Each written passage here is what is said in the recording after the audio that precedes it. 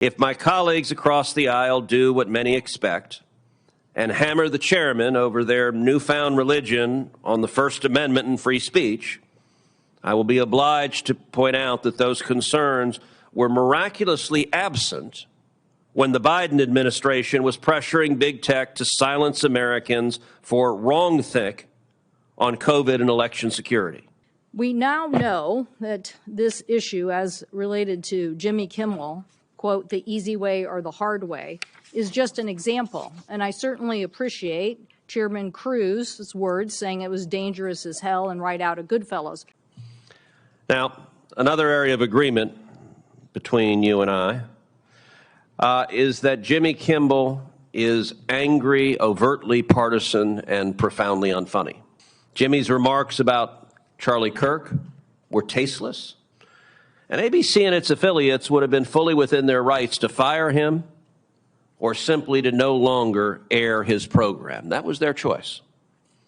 But what government cannot do is force private entities to take actions that the government cannot take directly. Democrat or Republican, we cannot have the government arbitrating truth or opinion, so long as there is a public interest standard. Shouldn't it be understood to encompass robust First Amendment protections to ensure that the FCC cannot use it to chill speech?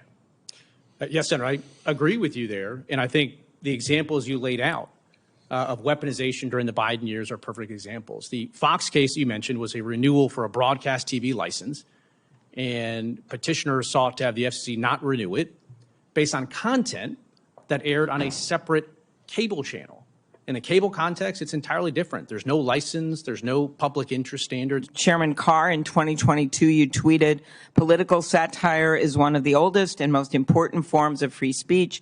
It challenges those in power while using humor to draw more people into the discussion.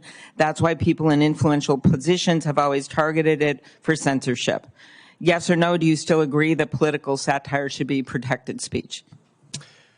Yes, Senator. And whenever that satire or any other programming is over the public airways for broadcasters, there's a public interest standard, and there's a news distortion rule, a broadcast hoax rule. You answered it, yes, and I'm just opportunity rule. I'm going to go on. Wide open you know, speech. I believe too that there is no place in chilling political satire.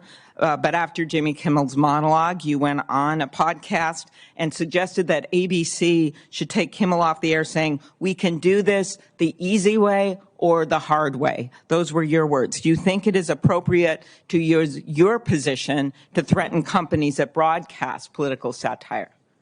I think any licensee that operates on the public airwaves has a responsibility to comply with the public interest standard, and that's been the case for decades. I asked if you think it's appropriate for you to use your position to threaten companies. And this incident with Kimmel wasn't an isolated event.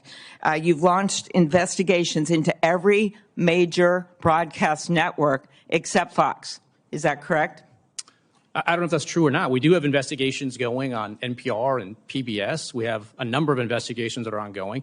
I think if you step back over the years, I think the FCC has walked away from enforcing the public interest standard, and I don't think that's a good thing. Okay, you brought up social media. So do you think it's appropriate for after a horrific murder and the stabbing of Rob Reiner and his wife, do you think it's appropriate for someone to say that it happened when they know better, reportedly due to the anger he caused others through his massive, unyielding, and incurable affliction with a mind-crippling disease known as Trump derangement syndrome?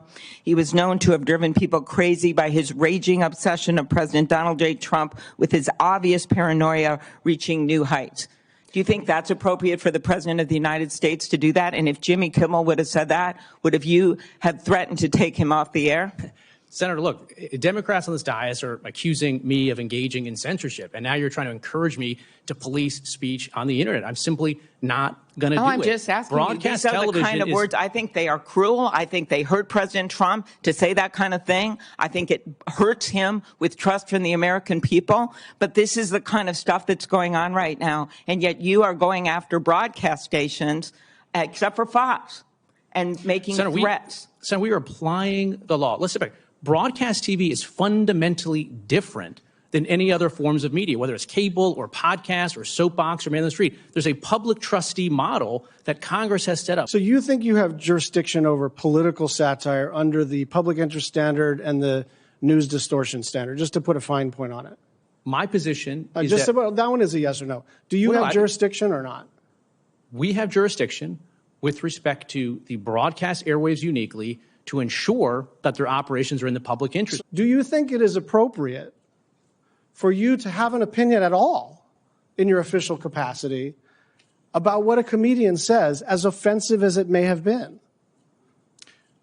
Senator, my job is to implement the law passed by Congress. And Congress has said that broadcast is fundamentally different, that there's a public interest standard. So I'm a little confused because it seems to me that in subsequent conversations, I forgot after Ted and John Thune and Dave McCormick and others said, "Ooh, this seems like a little much for you, Chairman," that you went out and you said, "That was fake news. I didn't do that. This is fake news. I am not doing that. I'm not going after Jimmy Kimmel." And now you're saying you have a perfect right to go after Jimmy Kimmel, and I'm wondering which one it is. No, two different things. Democrats at the time were saying that we explicitly threatened to pull a license if Jimmy Kimmel wasn't fired. That never happened. That was nothing more than projection and distortion by Democrats. What I am saying is any broadcaster that uses the airwaves, whether radio or TV, has to comply with the public interest in it. And licenses are not sacred cows. Yes, you can do things to lose a license. But if we want to change that, that's up to Congress. And one idea, for instance, is why don't we put all the broadcast TV licenses up for auction? And if people want to buy them without the public interest obligation, they can do that. But look, there was a bargain here. I mean, you're kind of tiptoeing through the tulips here, right? Because what you actually said is they have a license granted by us at the FCC that comes with an obligation to operate in the public interest. We can do this the easy way or the hard way. These companies can find ways to change conduct and take action, frankly, on Kimmel, or there's going to be additional work for the FCC ahead. The news journalists were just covering an important news story. And some conservatives were upset by the coverage. So you use your power as FCC chair to hang a sword of Damocles over a local radio station's head. And that's precisely what you warned about in 2022, the government targeting a newsroom's editorial decision. Well, guess what happened? The station demoted the anchor who first read that news report over the air and pulled back on his political coverage. You got what you wanted. One former journalist at the station said, "Chilling effect does not begin to describe the neutering of our political coverage." That's what you wanted. That's what you got, but it affected stations everywhere. So just let me say again, the neutering of our political coverage, this is government censorship, plain and simple. Was it a mistake in retrospect for you to say that, to instigate a investigation of that San Francisco radio station? Was that a mistake? Senator, if broadcasters understand, perhaps the first time in years, that they're going to be held accountable to the public interest, to broadcast hoax rules, to the news distortion policy, I think that's a good thing. I don't have a poster board, but listen, in 2018, you signed this letter right here to the FCC. You signed a letter to the FCC asking us to investigate Sinclair's news activities. You said investigate Sinclair's news activities. And you know what happened after that? Over 227 licenses were up for renewal or due during the Biden years. Almost none of them were renewed after your letter. Your letter produced the results that you were seeking. Chairman Carr. Madam Chair. Well, you're well over your time here. A lot of it is because no, it's not, because I looked at the clock and you were already 2 minutes over. All right, so I'll just finish, Madam Chair. He is turning the Federal Communications Commission into the Federal Censorship Commission. It's a betrayal of the FCC's mission. You should resign, Mr. Chairman. You are creating a chilling effect. Do you regret broadcast sending us 2018 asking the FCC to investigate There's a lot of people on this committee. Activity? Chairman Carr, yes or no, and please, yes or no, is the FCC an independent agency? Senator, thanks for that question. I think yes or no is all we need, sir. Yes or no, is it independent? Well, there's a test for this in the law, in the key portion of that test. Yes or no, Brendan? The key portion of that test is... Okay, I'm going to go to Commissioner Trustee. So just so you know, Brendan, on your website, it just simply says, man, the FCC is independent. This isn't a trick question. Okay, the FCC is yes not... or no? Is not. Okay. Is not... So is your website wrong? Is your website lying? Possibly. The FCC is not an independent agency. Okay, can I read this to you? The FCC's mission on the homepage of the FCC, man. an independent U.S. government agency overseen by Congress.